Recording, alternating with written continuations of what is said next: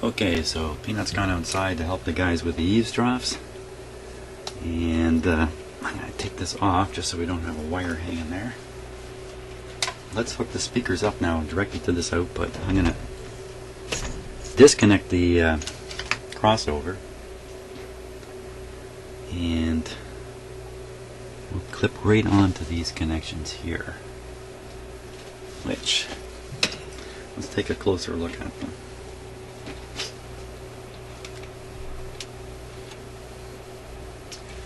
Bear with me for just a moment while I get my close-up camera ready for a close-up. Oh.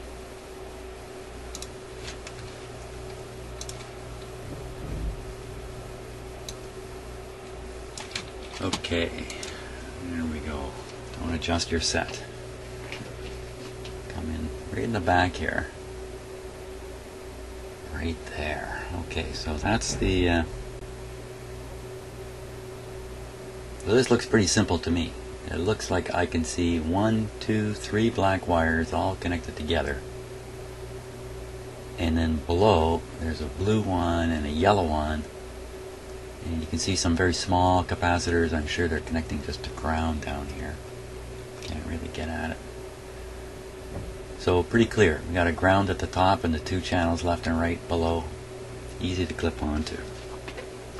Very good. Very, very good. This will tell us if our problems are somehow related to the crossover. It's quite possible. Or if the output of the amp is really shot for some reason yet to be determined. Okay, so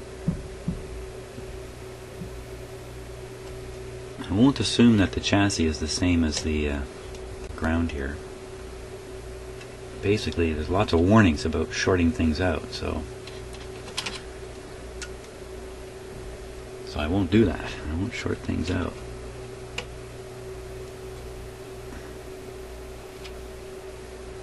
Promise.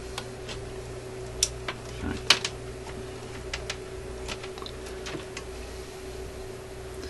So one clip from there, and I can actually use the one clip to supply both speakers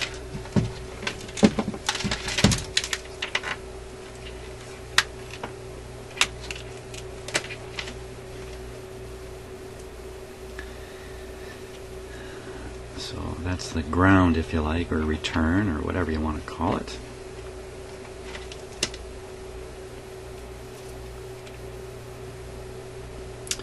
Here goes one channel live side and one other channel.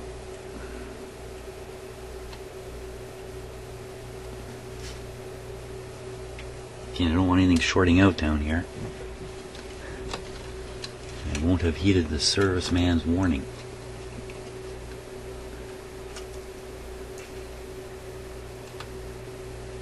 These clips to wander either once I clip them on. Because alligator clips have a way of wandering. When you first clip them on, they're not completely settled. And if you don't settle them down, they will settle themselves, and who knows where they're going to go. They're going to swing a few degrees this way or that way. Everything's good. Okay, volume down.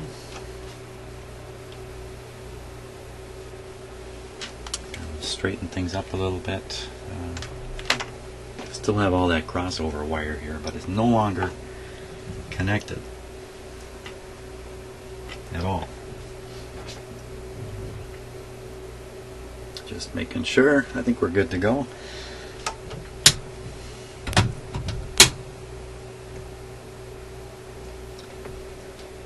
Okay, here we go. Here, let me swing this camera around this way.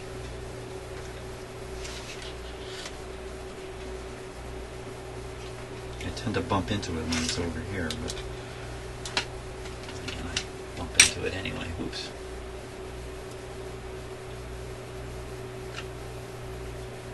Okay, here we go. Let's turn it up. What do we hear? Hey, that sounds pretty good actually to me. I took the antenna off. Let's put the antenna back on.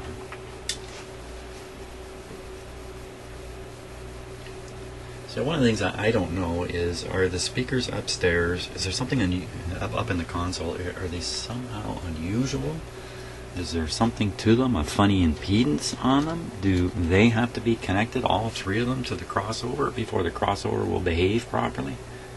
Don't know these things. I'm not that experienced with crossovers. I mean, I certainly understand what they're doing, and I understand how they're doing it. I just have never had much to do with any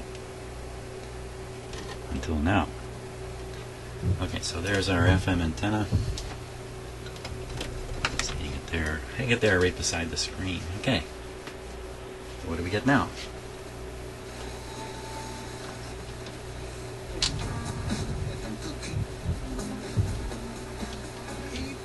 How many adults with developmental currently our producer was told there's no accurate figure available. Why would that be? Well, you'd have to consult one the channel, Ministry of Health and Long-Term Care. other channel.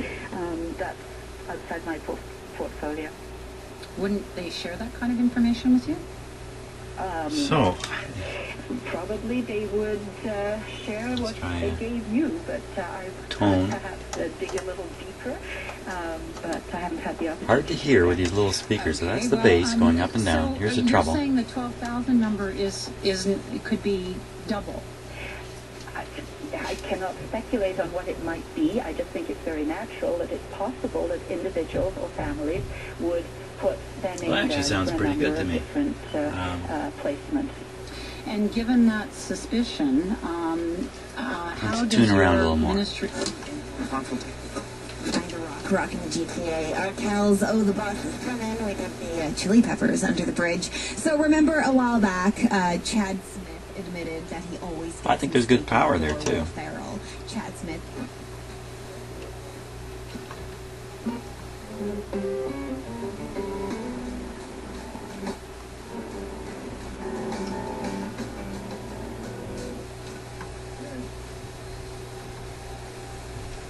There's a stereo indicator light here.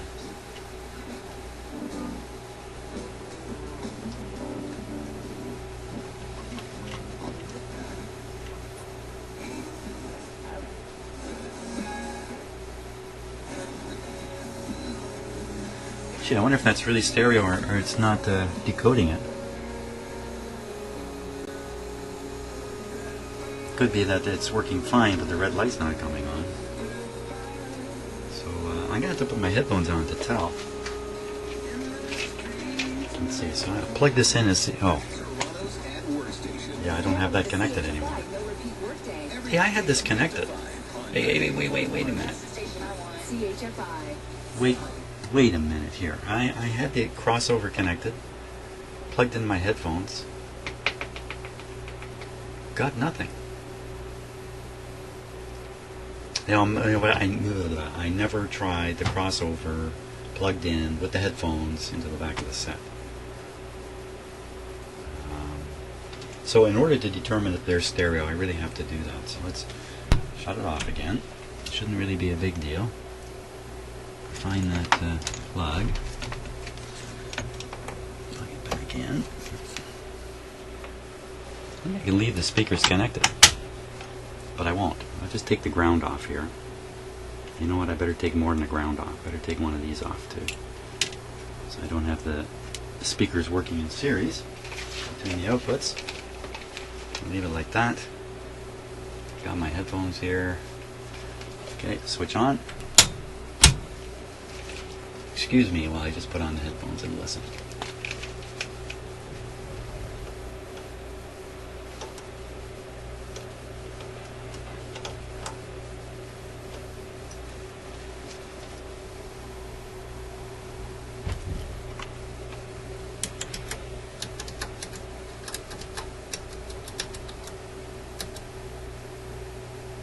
There's a button there that says headphone.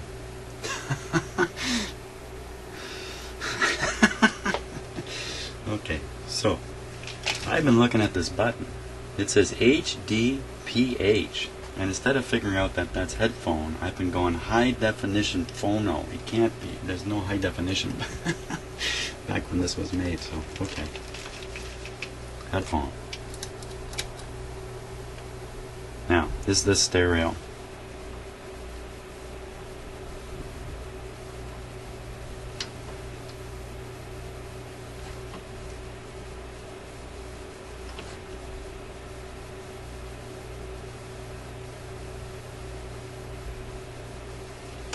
I'm sorry you're sitting in silence. The answer is no. It is not going into stereo. So my guess will be that I'll hook the speakers back up here. My guess is the signal's not good enough. The antenna's not good enough to bring in a good enough signal for. This is the ground one here. For the multiplexer to operate. So we'll improve the FM antenna here. You can do this with speakers now too. Let me pull this out. Okay, switch back on. A little bit of dirt in that control there.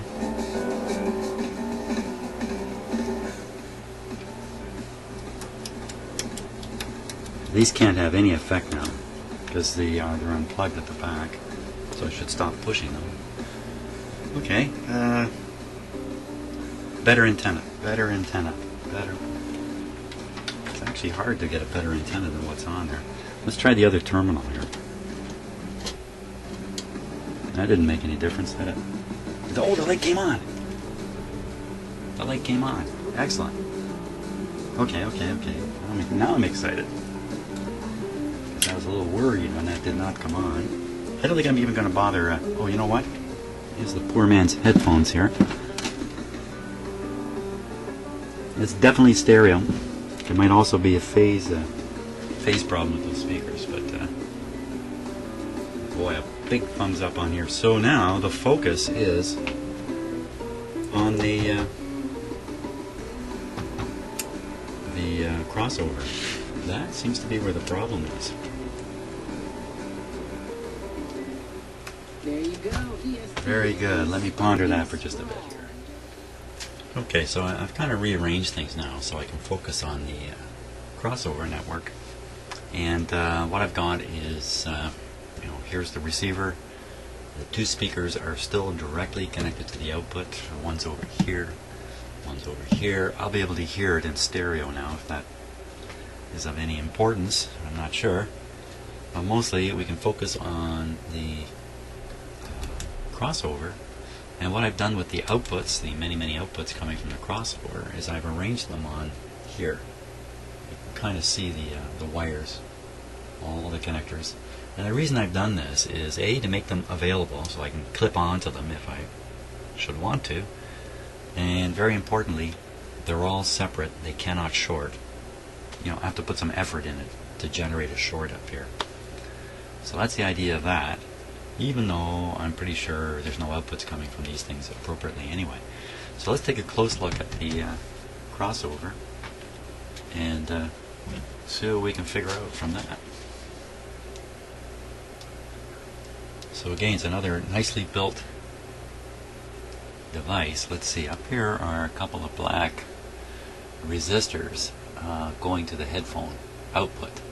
So it's just to reduce the volume going to the headphone output. So this is probably a left and a right here. And there's a couple of large capacitors in there. Not capacitors, what am I saying? Resistors. We're looking at these resistors. 33 ohms at 10 watts. And how are they connected? They look like, I'm going to guess this is ground here.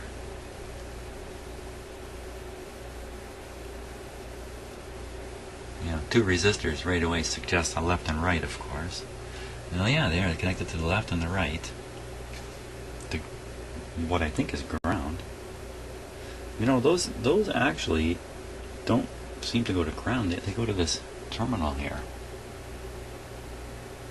And this is the probably for a satellite speaker that has a tweeter and woofer, or a tweeter mid-range, or some two speaker combination anyway, a high and a low.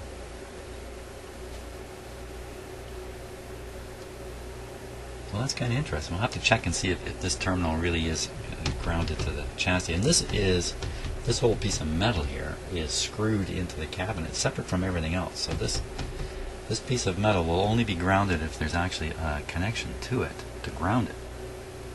That's what we'll look for. Now, what else is of interest? Well, there's this big set of capacitors in there. Of course, that's the most suspicious stuff. 4 of them in there.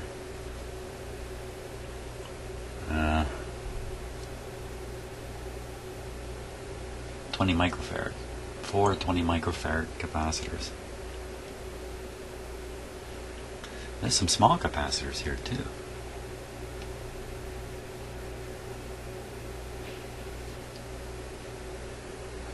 Now, in terms of what can go wrong with this, could be a connection problem in that big honkin' connector.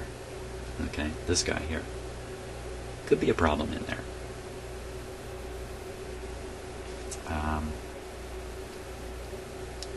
These coils are extremely unlikely to have a problem. Look at the wire on them. It's pretty heavy wire. They're not very likely to have a problem. There's 4 of them in there.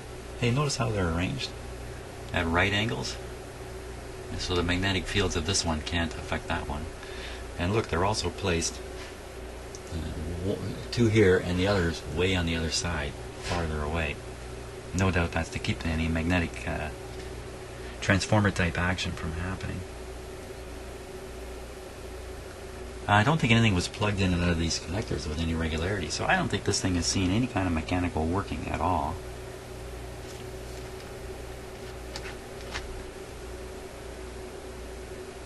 You know, I just have to take a wild guess, well, not wild, but I take a guess that these capacitors are shot.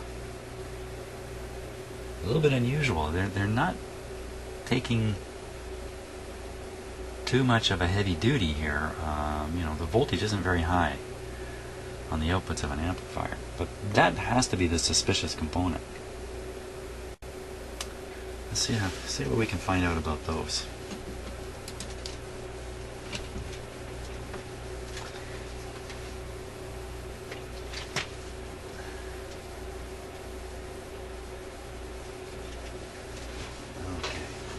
Let me just tip this a little bit.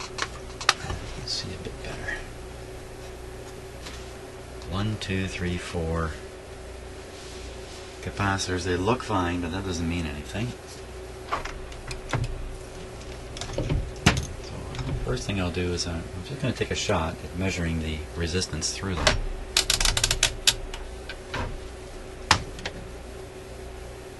Now these can vary. These almost certainly have coils connected right across them. I really don't know how this stuff is wired up, and I don't have a schematic. I'm not familiar enough to picture it in my head. So we'll just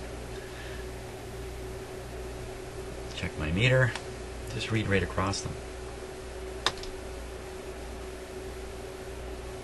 And it's got a bit of charge. That's interesting. Let me just reverse the leads here and take another reading and see if we get the same thing, only positive. See that?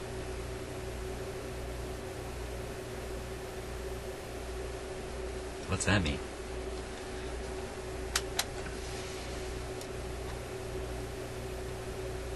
.2 megohms. And if we reverse it, this is tricky business using an ohm meter checking capacitors, by the way, especially in circuit. It's going to be 800K there. If we put it like this, there's that minus again. Isn't that interesting? So I get minus 3.6. If I go up on a higher scale and repeat the same measurement, there's no minus there. Now it's 800. There's something going on in my head. I'm not saying it yet. Let's try the next guy.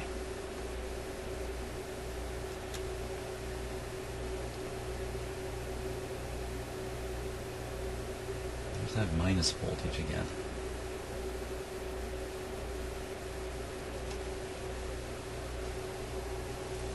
Now, this is not plugged into the radio. There's nothing connected to this to supply a voltage. It could be residual voltage in the capacitors, but as I understand it, these guys are in an AC circuit. Okay, so there we get 12 megohms going up, so that looks good. We'll do it the other way. Look at that voltage showing up. Keep going. Next capacitor.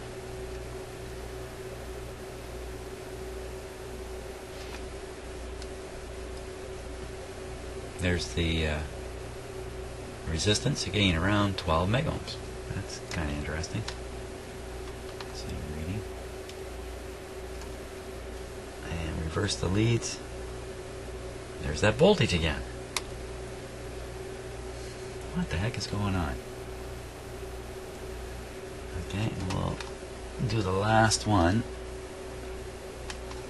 One thing I'm hoping not to see is consistency, because that would tell me something's wrong. There's the 12. There's that voltage again. Is that really a voltage?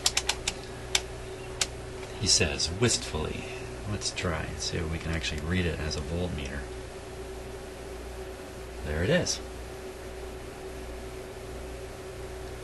Now here's the interesting thing about that. Where's that coming from? Look, it's steady. It's absolutely steady. 0.370.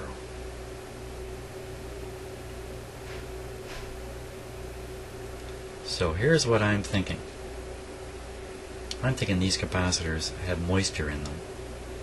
And the moisture is sufficient to set up a electrolytic battery, based on electrolytic activity of the metals inside the capacitor when there's moisture present.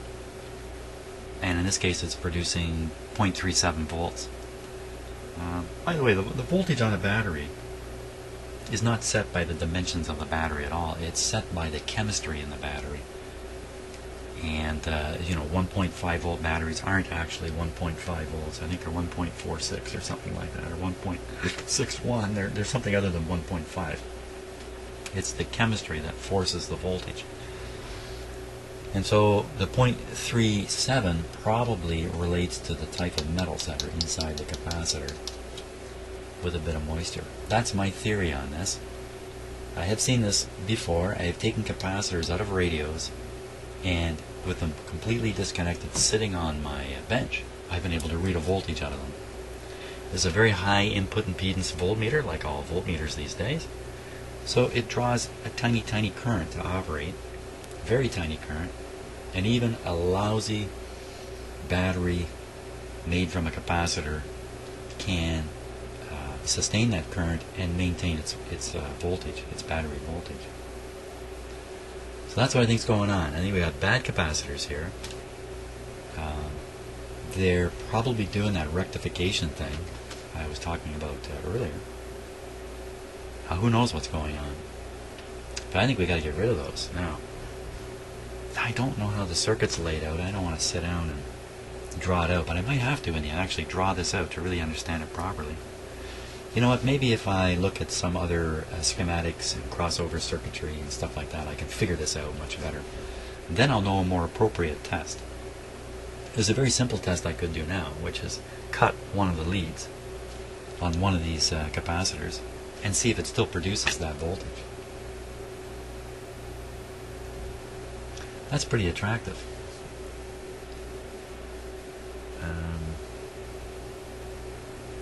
That's a pretty attractive thing. Let's do that. Let's do that. Cutter.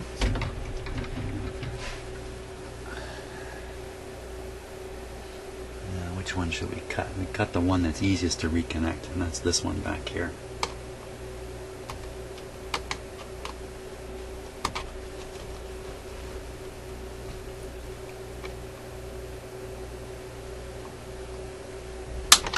Okay, so this capacitor now is completely disconnected on one side.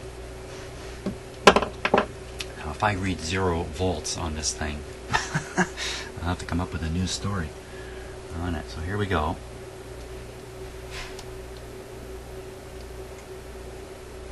Now this is all by itself now. Now see, it's holding 2.18. It's holding. It's just a capacitor. There's not supposed to be any voltage there. Hey, what happened there? It suddenly jumped down a bit. That's a curious thing too. Don't know what's happening there. Let's reverse it and see what we get. You get the same thing, only in reverse. So there you are. So those capacitors are acting as batteries, and they're not supposed to. That's against the rules. Bad capacitors.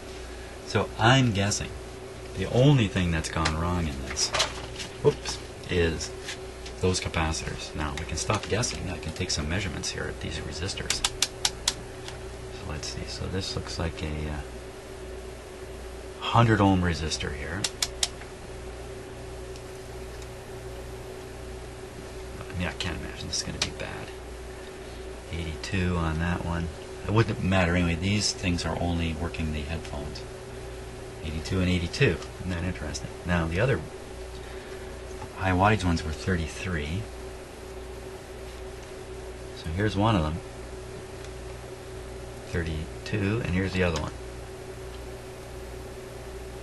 32. So not surprisingly they're dead on. Here's a couple more little capacitors here.